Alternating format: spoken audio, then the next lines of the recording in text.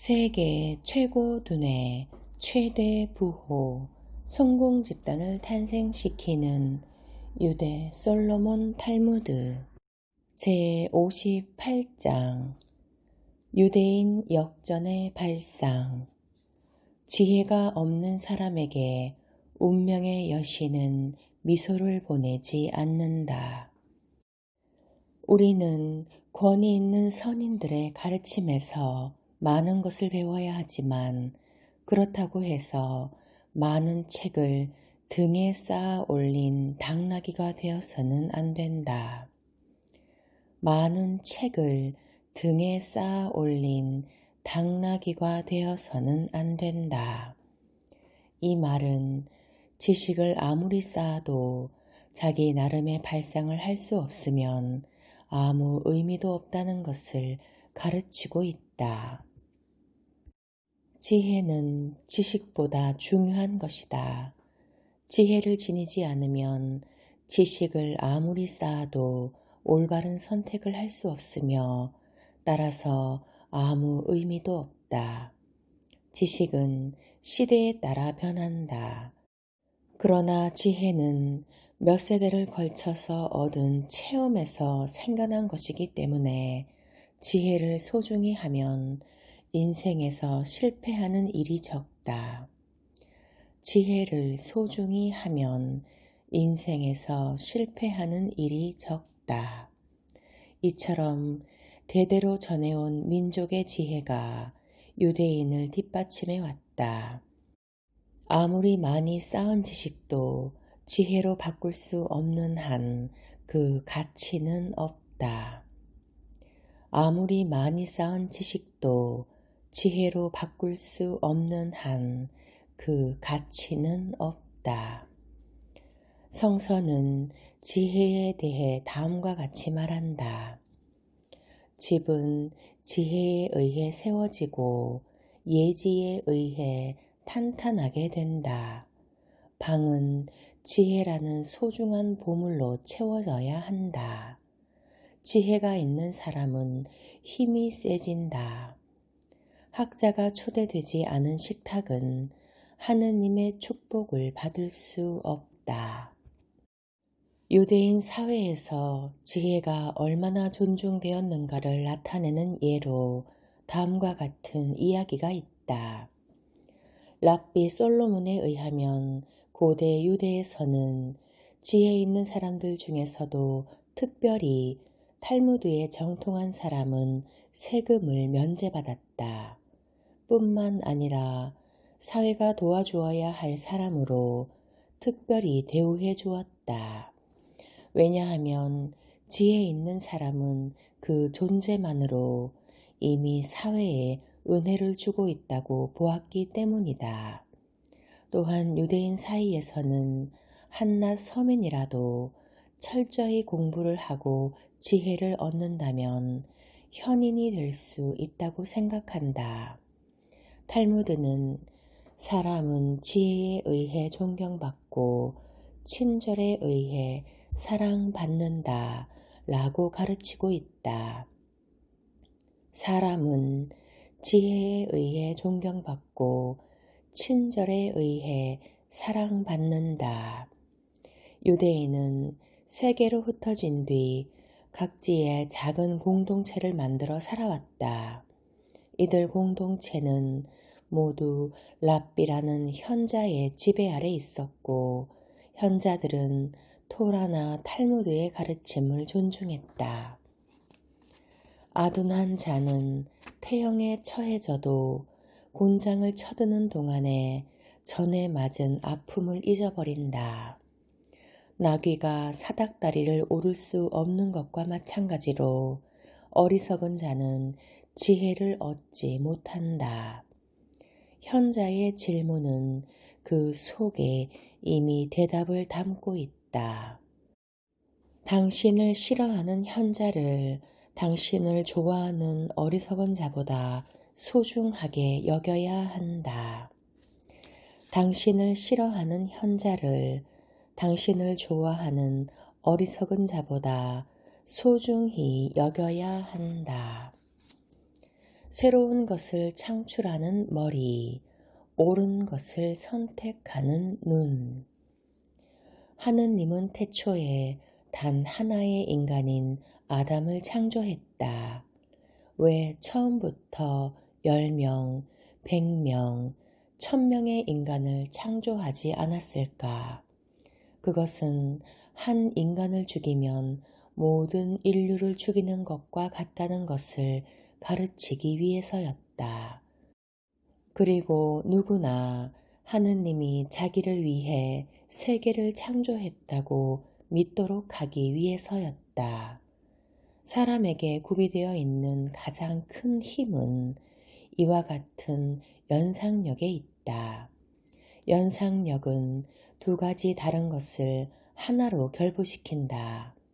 사람은 때때로 자기도 놀랄 만한 연상을 하는데 모든 창조적 발상은 이 연상에 의해 생겨난다. 즉, 우리가 배우는 큰 목적 가운데 하나는 이 연상력을 연마하기 위한 것이다.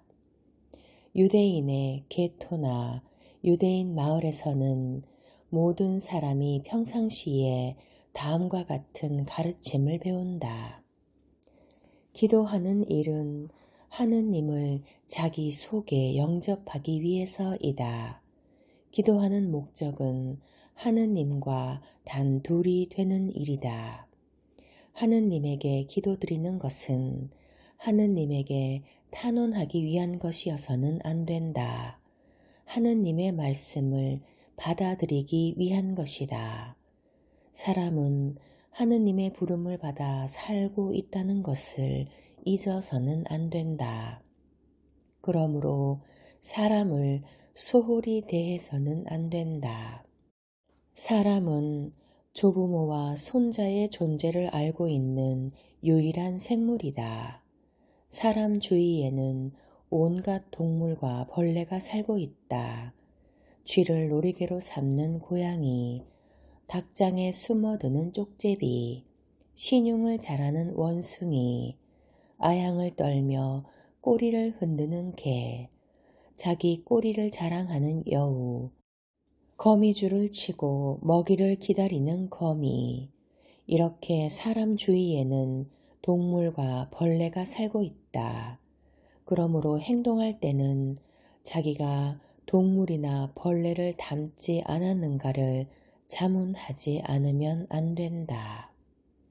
행동할 때는 자기가 동물이나 벌레를 닮지 않았는가를 자문하지 않으면 안 된다. 남들이 당신의 말을 옳다고 인정하면 당신은 아무것도 배우는 것이 없다. 남들이 당신의 잘못을 지적하면 새로운 것을 배움으로써 자기를 향상시킬 수 있다. 남들이 당신의 잘못을 지적하면 새로운 것을 배움으로써 자기를 향상시킬 수 있다. 남의 마음에 상처를 주는 자는 동시에 자기 마음에도 상처를 입는다. 그러므로 남의 마음에 상처를 주는 자는 그 마음이 거칠어진다.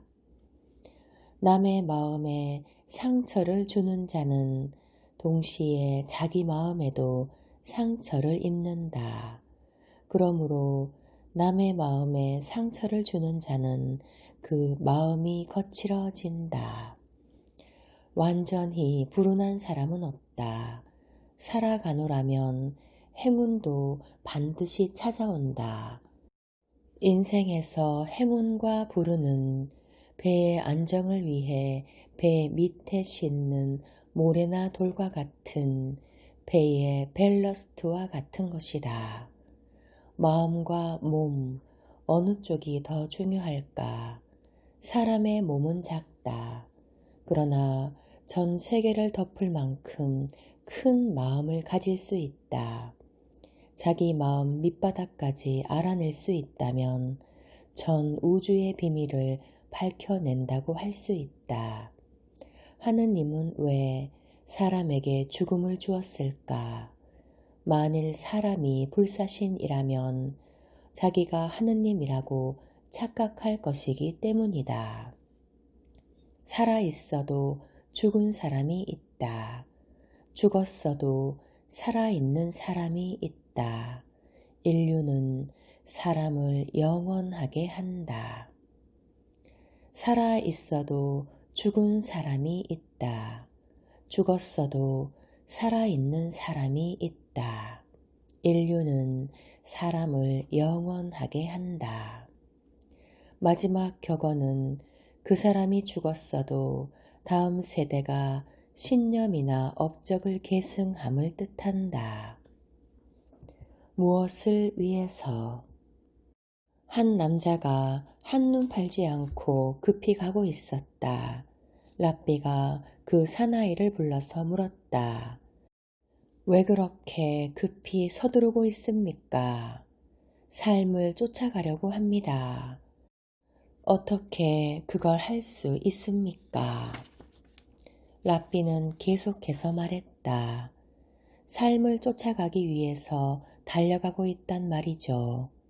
그러나 실제 삶은 당신 뒤에 있고 당신을 쫓아오고 있습니다. 그러니까 당신은 가만히 기다리면 되는 겁니다. 그렇게 서두르면 오히려 삶에서 도망치는 게 되지 않겠습니까? 일에 열중한 나머지 본래의 인간다운 생활에서 멀어져 버리는 사람이 많다. 바쁘다는 것은 얼핏 보기에 근면하니까 칭찬해야 할 것 같지만 사실은 그렇지가 않다. 인간은 때로 일손을 멈추고 자기가 왜 태어났는가, 어떤 사명을 띠고 있는가, 인생의 목표는 무엇인가 생각해 볼 필요가 있다.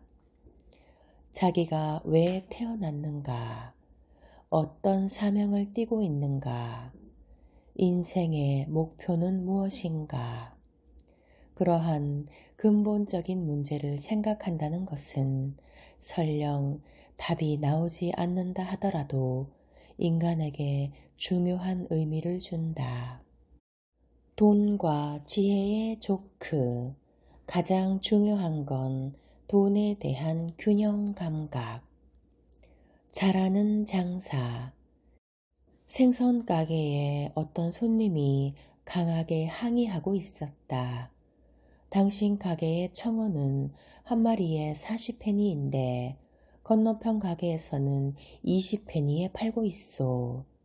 그러자 장사꾼이 말했다. 그렇다면 그쪽에서 사면 되지 않소. 그런데 지금 다 팔리고 없단 말입니다. 아, 그래요? 그렇다면 나도 다 팔리면 20페니에 팔죠 뭐.